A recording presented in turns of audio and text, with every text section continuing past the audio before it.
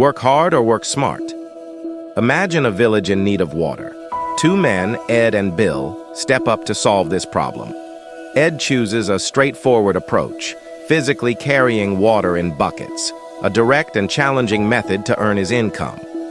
Bill, on the other hand, opts for a less obvious strategy. He disappears for half a year, returns with a construction crew, and builds a system connecting the village to the river. The strategy you use to earn money determines your life path. This tale is a metaphor for the different strategies we can apply to achieve financial security. Based on this example, we discover the concept of quadrants, a framework of how people earn and maintain financial stability. The quadrants are as follows: employee, E; self-employed, S, like Ed's approach; business owner, B, similar to Bill's approach; investor, I. Some prefer the security of a regular job, while others seek independence through entrepreneurship or investments. However, whatever stage of your life, you can switch to another quadrant and live on another level of financial security. If you aim for financial growth, you must first understand where you are in the quadrant and define which section you want to switch to. But this process takes more than just a decision. Thinking is the hardest work there is. That is why so few people engage in it. Henry Ford. The journey to financial freedom involves embracing new intelligent approaches to making and managing money, growing as an individual, and overcoming mental barriers. Consider which financial path suits you best, and let's dive into insights that will help you take control of your financial destiny. Choosing independence over security. Thinking about making a financial leap, we will ask ourselves, should I just find another job? The employment path is widely seen as secure, but there's a better way beyond the 9-to-5. Consider someone who constantly hops between jobs, searching for the ideal position. Eventually, no job can provide them with enough money to cover all their needs as they exponentially grow. This process of excitement from earning more, followed by disappointment from spending more, is a common trap where people accumulate debt. This route never achieves absolute financial independence.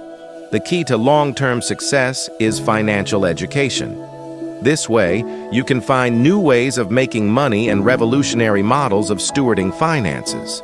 The concept of the cash flow quadrant opens up 4 perspectives on earning and managing money. Employee, E, working for someone and receiving a salary. Self-employed, S, owning a job where income depends on personal efforts. Business owner, B, owning a system that generates revenue. Investor, I, making money from investments where money works for you. People in these quadrants don't just earn their money in a different way and amount, they use their resources differently. Thus, they have alternative relationships with money, spending habits, values, and objectives. Thinking that money can only be used to buy something is short-sighted and mainly the mindset of the E and S quadrants. You have to change this employee program in your brain and start thinking of money as a resource. You must learn to use resources to expand your capital and switch to a different level. You see, the amount of money you make can rely solely on your physical effort. Remember Ed and Bill S. story. With proper knowledge, your money will work for you. Spend your money in a way that makes you richer. However, the challenge of courage comes into play. Often, people opt for security due to a fear of failure and missing out on development and freedom. But to change how you make and command money, you need to stop holding on to total safety. No matter how much knowledge and expertise you get, there's always a place for risk on the path to financial autonomy. Exploring the successful side of the quadrant. Now, we shift our attention to the desirable quadrants of B and I. In the businessman's quadrant, there are 3 models of enterprise. The traditional business model is where you start with a product or service, like a family restaurant. This kind of business usually starts small and grows slowly, requiring hard work and personal involvement. The franchise model is a mix of doing your own thing, but with the support of a big brand. Think about how fast food chains work. They give you a ready-made business plan and brand, which makes it less risky than starting from zero. The network marketing model is known for being easy to get into and offers the chance to earn passive income. This approach is all about selling products, like health supplements, through personal networks. Now, analyzing these three examples, think about which suits you.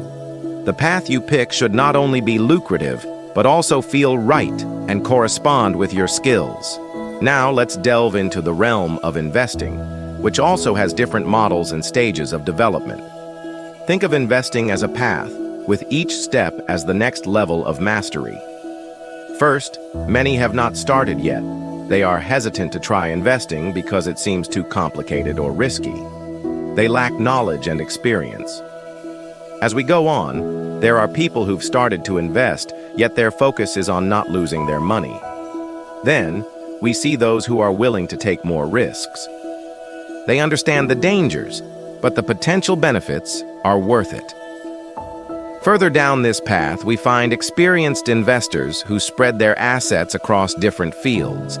They've accumulated expertise and are always looking for new opportunities. The very end of this path is what we call financial wisdom. Here, investing is about understanding how money works in the big picture and using that knowledge for the good of others, too. Investing is about maturing as a person, not just increasing your money. So, wherever you find yourself on the business or investment path, your biggest success is being ready to learn and evolve. Did you know? According to Forbes, over the last 25 years, small businesses created 12.9 million jobs in America. It's more about who you are rather than what you do. People at the pinnacle of the financial ladder are examples of highly developed personalities. Their wealth and investment decisions are just outcomes of their nature. Thus, we realize that true success comes from within. On our way to lasting financial freedom, we grow and evolve as much as we learn about economics and stocks. And although shortcuts might seem appealing, they won't benefit us on this journey. Think about a poor person who wins the lottery. Does the lottery inevitably turn them into a wealthy individual? Not at all. Without the right systems and principles, they might return to poverty as soon as the money runs out. On the other hand, a man who has gradually accumulated capital through his business ideas and clever investments will benefit even from failures. Imagine a financially savvy person who lost a lot of money due to a hasty stock decision. This defeat won to make them look for secure jobs. They will spend time reflecting and then get back into the stock market with more patience and knowledge. Once you reach financial freedom, you will never go back to employment. Therefore, mindset plays a crucial role. It's not just the lack of tools, but our attitudes that keep us stuck in financial insecurity. We must start seeing money as a tool to make more money and risks as chances to increase our assets or learn great lessons. However, no school would prepare you for the financial world from A to Z. So, continuously learning and adapting is the key to lasting success. Those who keep up with new economic strategies and market trends are the ones who make informed decisions that propel their growth. The willingness to take calculated risks is another hallmark of financial success. Collecting knowledge and following the right steps only gets you so far. At some point, you need to step out of your comfort zone and make a well-thought-out financial decision. We will explore this aspect in more detail later. To do that, you must overcome your psychological barriers, such as fear and self-doubt. Even though you will inevitably make mistakes along the way, settling down and complying is the biggest mistake. Start at a pace you can maintain. Many people quit their attempts to reach financial freedom because of the rookie mistake of starting too ambitiously. They set unrealistic goals, put too much pressure on themselves, and eventually burn out because they lack tools and knowledge. So the best strategy is to start small and smart. If you are in the E or S quadrant today, take daily steps toward financial literacy. Attend seminars or meetings, listen to podcasts and lectures, read helpful literature, and analyze the experiences of others. Don't rush to the stock market if you don't know the field yet. Financial literacy is your greatest asset.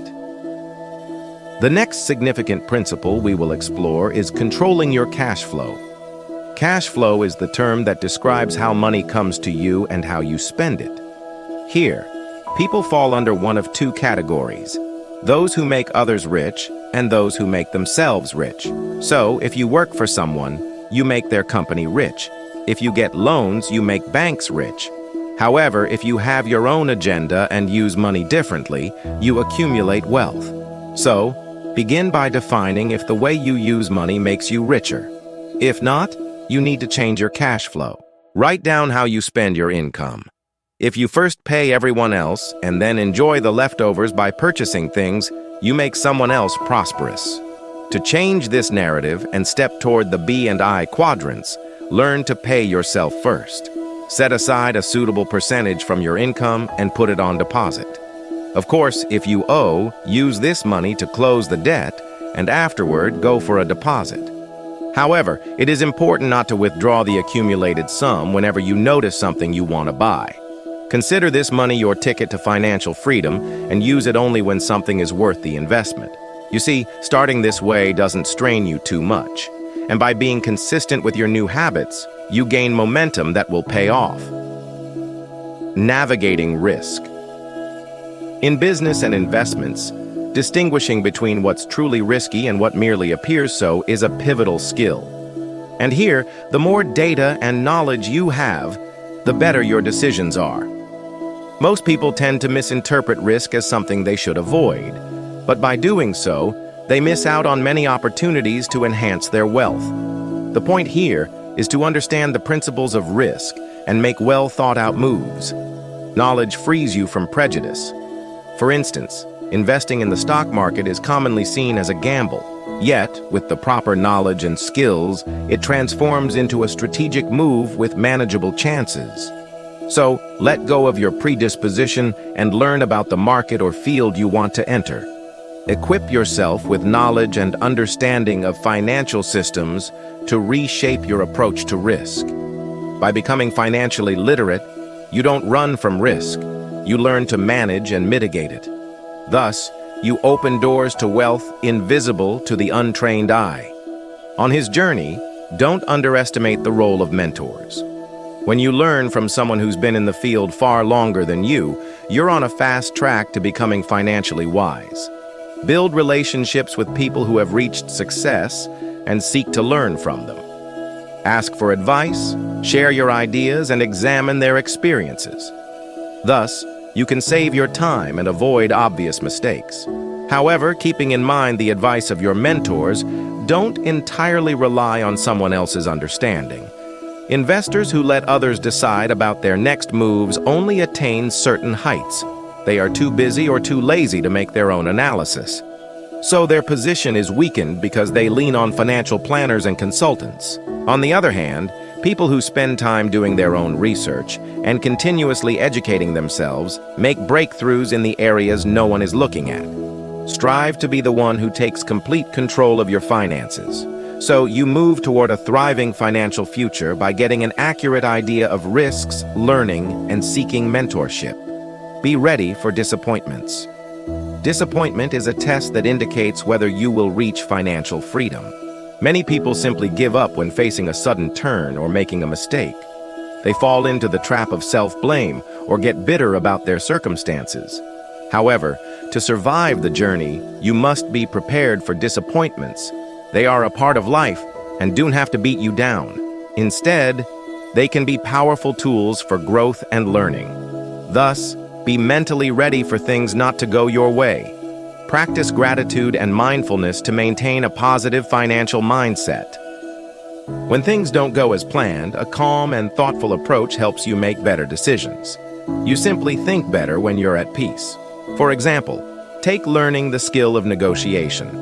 At first, you might face a lot of rejection and frustration, and your first impulse may be to give up, but stay on track with your learning.